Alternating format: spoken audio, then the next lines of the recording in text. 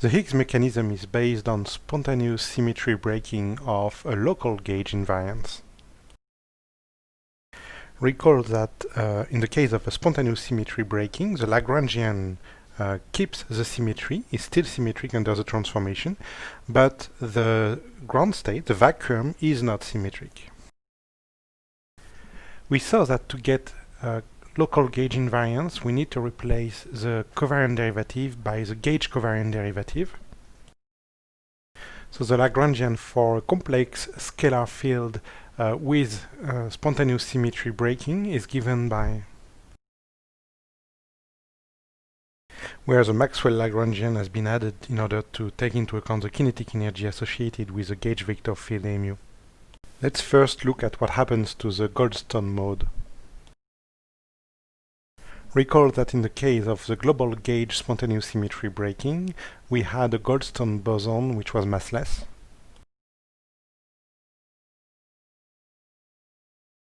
The Goldstone mode is associated with rolling along the gutter, which means that it explores different vacuum configuration.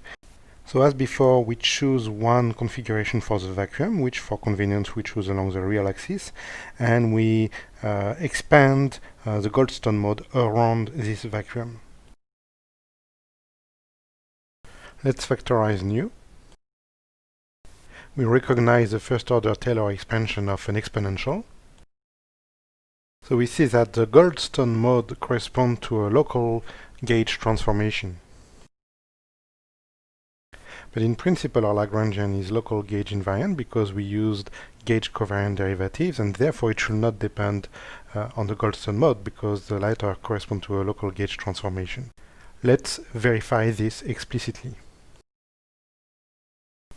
That's how the gauge field transforms under a local gauge transformation. And the gauge covariant derivative, being itself function of this gauge field, also transforms.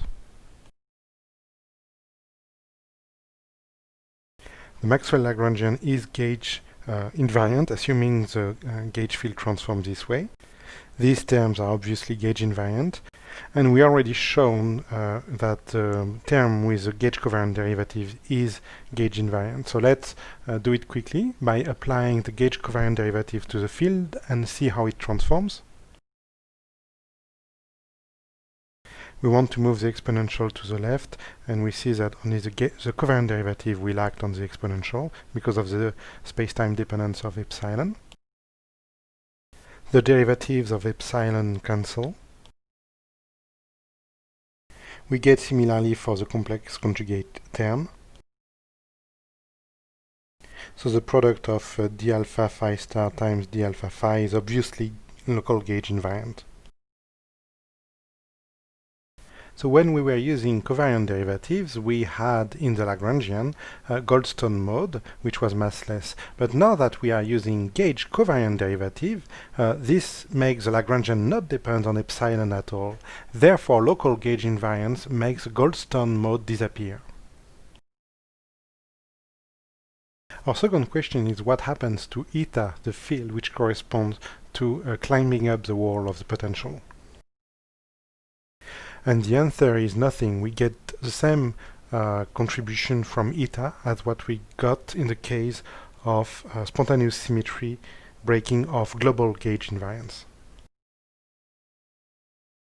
The reason why nothing changed for eta is because the gauge field mu is the only thing which appears as a new quantity when we replace the covariant derivative by the gauge covariant derivative, and as you can see, the gauge field doesn't contain eta when it transforms under local gauge invariance. It only includes epsilon.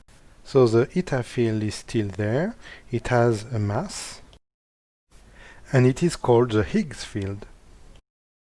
So the particles corresponding to excitation of this field on mass shell are called the Higgs boson. Finally, the last question we would like to ask is what happens to the gauge field mu we introduced in order to have local gauge invariance. So the gauge field appears in the Lagrangian because we introduced the gauge covariant derivative. So we need to look at this term in particular.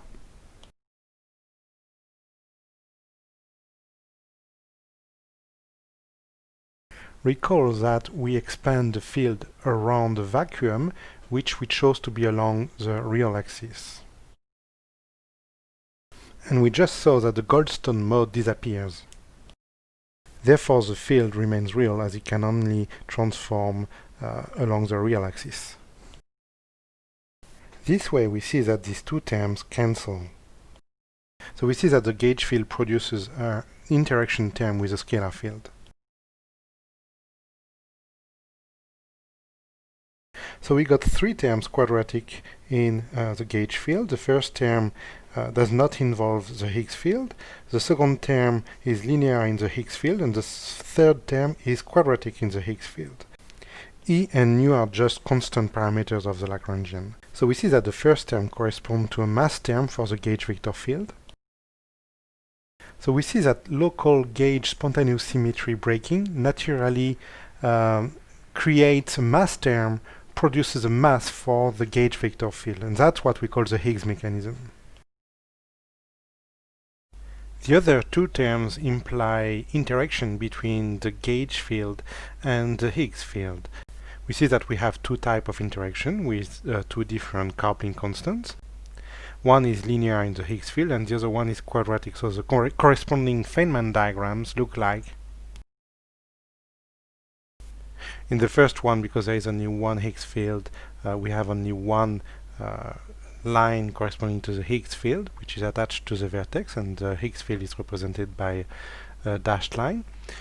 In the second one, because we have two Higgs fields, we have two such lines. And because the vertices are different, we should use a different notation to represent the vertex for these two Feynman diagrams.